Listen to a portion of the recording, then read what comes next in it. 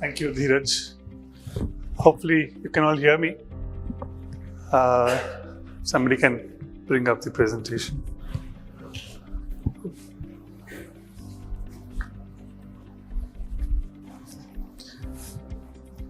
But, a lot of you are probably going to be familiar with who Janus is. Janus is the two-faced god after whom the month of January is named, primarily because he is looking both at the past and the present. Some of my colleagues here in Dentsu already know this and they heard this. This is the second time it's deja vu for them in multiple ways. But 1 year back, how the now informed the next of who I was going to be was based on the length of my hair. And those of you who've seen me last year would know that I had about 2 millimeters of hair last time around. And now you see a lot of growth. So growth sometimes takes linear paths, sometimes it goes all over the place and you can't predict how it's going to happen. My friend Abhik has given us a lot of numbers about how growth is happening in this industry. About a decade back, I was giving a talk at ISB in Mohali in Chandigarh. And I remember asking this question, these two questions actually. I asked them, have you heard of urban marketing? And everybody gave me a puzzled look. What's urban marketing? And it feels so odd when you hear that phrase. But we say rural marketing all the time and we don't feel it's odd. Because we only see it from the perspective of the other. And a decade back, that's how we looked at digital marketing also. There was marketing and then there was digital marketing. Fast forward a decade later, and digital marketing is in danger of becoming that big brother. Right? At 61% of the market predicted to be digital by 2026, according to the data that Abhik presented to you. Maybe we'll wolf down everything else that's out there, and then the rest of the media will have to find a name, right? That sounds a little dystopian, and I intend it to be sounding dystopian because we don't want to take anything for granted, especially when it comes to the future. But what we can do is to be aware of how the present informs the future, right? And as we go forward, again, Harsh referred to the blurring of lines as well. And I think the buzz around this year's IPL especially is around how connected TV is going to be the big theme of how things play out in our domain. Now, is connected TV TV? Is it digital? Is it both? The answer probably is yes to all three questions, right? And so we don't necessarily need to pigeonhole ourselves into saying this is black, this is white. Everything is going to change and evolve over time, and next year when you see me, this hair may not remain either.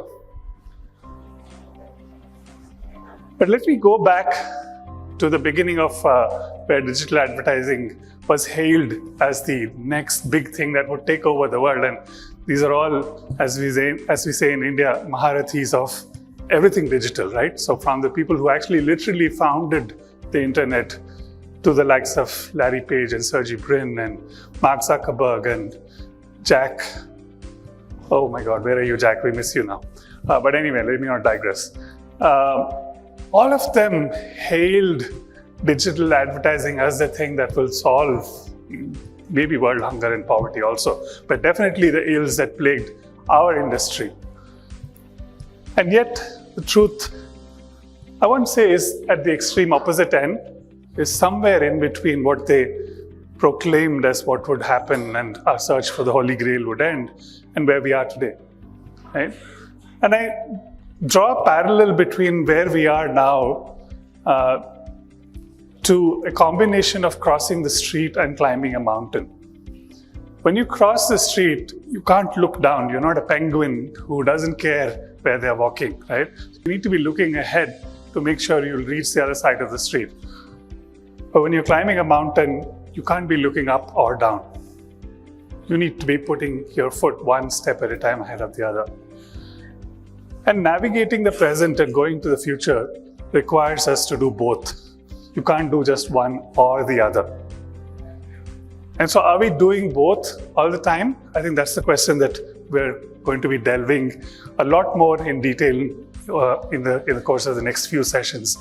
My colleagues Amit Vadva, Anita Kotwani and Devansha are going to moderate 3 exciting panels with a bunch of really expert panelists who will come up and talk about some of the themes that Abhik spoke about as well. But I wanted to expound a little bit on these, right? So Abhik spoke about creativity as one of the canvases that we will look at this journey between the now and the next. And as Kevin Kelly, the former editor of Wired magazine, once said, as long as machines cannot start to imagine, we won't be at risk of being taken over by them. Right? So there's no such thing as artificial imagination yet, at least. And so there is always going to be this intersection or this interplay between intelligence that the machines can bring, probably more efficiently than us, and imaginations that only we can bring to the table. Like I said, you can't always be chasing the next. You can't always be living in the past.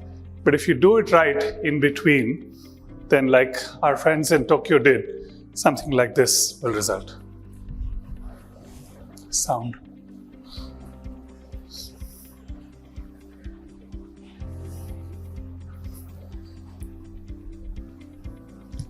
Sound.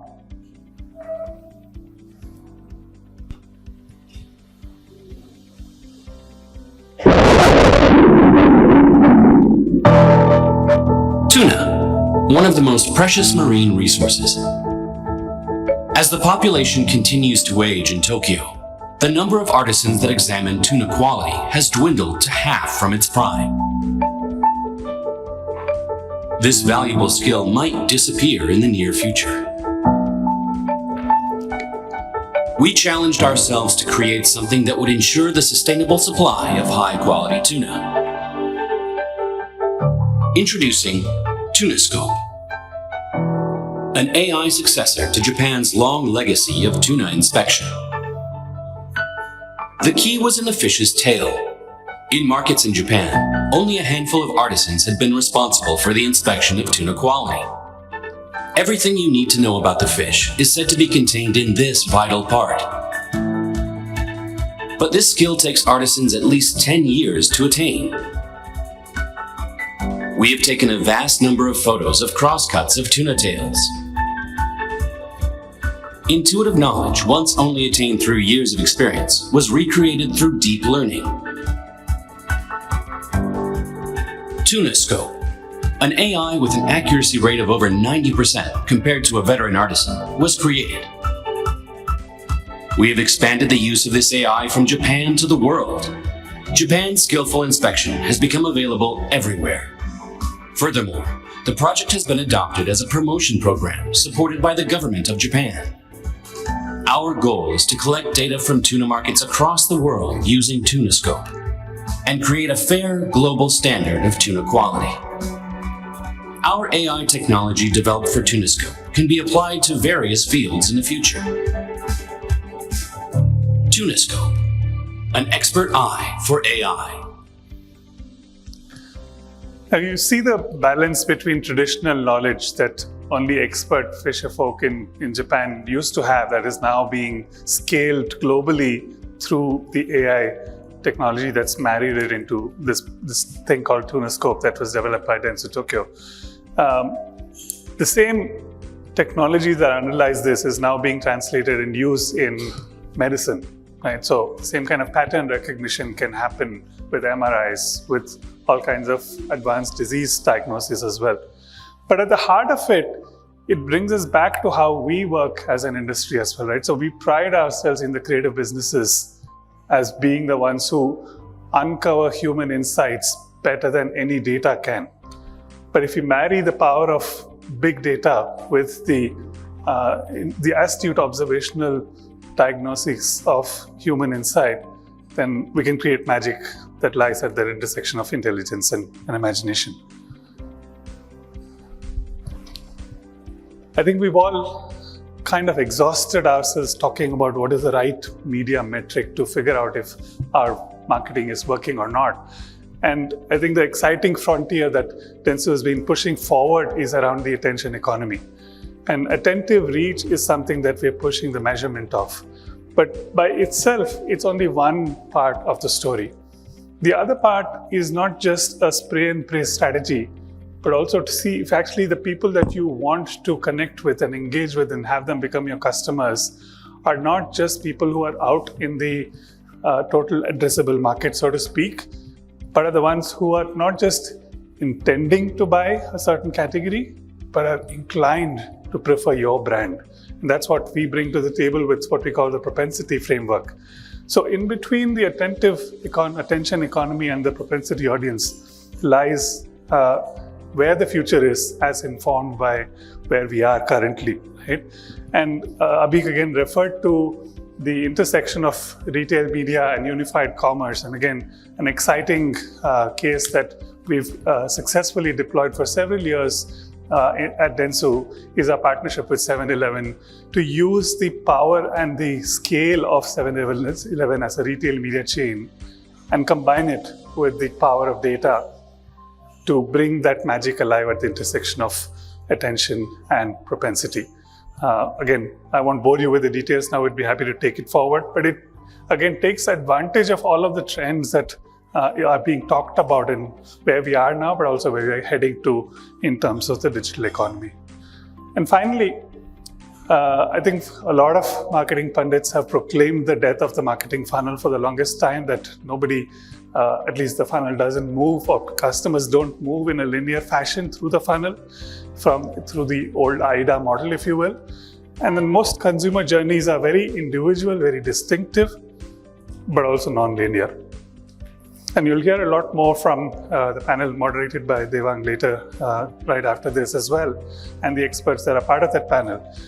But at the heart of it actually is the reality that some parts of the funnel probably are still relevant. And the truth also is that consumer journeys for the most part are non-linear. But what matters the most is that all of it results in enhanced customer experience. And delivering that, if that's the focus of it, then the journeys can be mapped with the power of the data that we have. And perhaps where we are sitting now is perhaps one of the best examples of how a brand can navigate that space between a funnel and the consumer journey and enhance it at every single interaction point. I hate the word touch point, interaction point between the brand and the consumer and amongst the consumers themselves. I love how this brand has coined the term Tajness, which comes alive in their loyalty program, which comes alive in every physical interaction, but it's not just a word, it's something that you experience at all times. I'll end with one cautionary note. I started off by talking about the Greek god Janus, who's looking in two directions. There is another closer mythical personality from Indian mythology who holds a cautionary tale for us. As we try to navigate between the now and the next, we could end up becoming Trishanku and end up being neither here nor there in our aspiration to ascend to the heavens immediately without actually building the required credibility for it. So if there is one thing that I would ask, yes, have your feet firmly planted in the present and look to create the future, not just to be part of it. But as you're doing it, make sure you're not just ending up neither here nor there. As we get into the next few sessions, our experts will give us a lot more detailed guidance on how they themselves are living these realities. And with the help of the data that you're going to see in the report as well, hopefully all of it will come together beautifully. I hope you take away a lot of useful and interesting and relevant insights from today's session, and thank you for being here.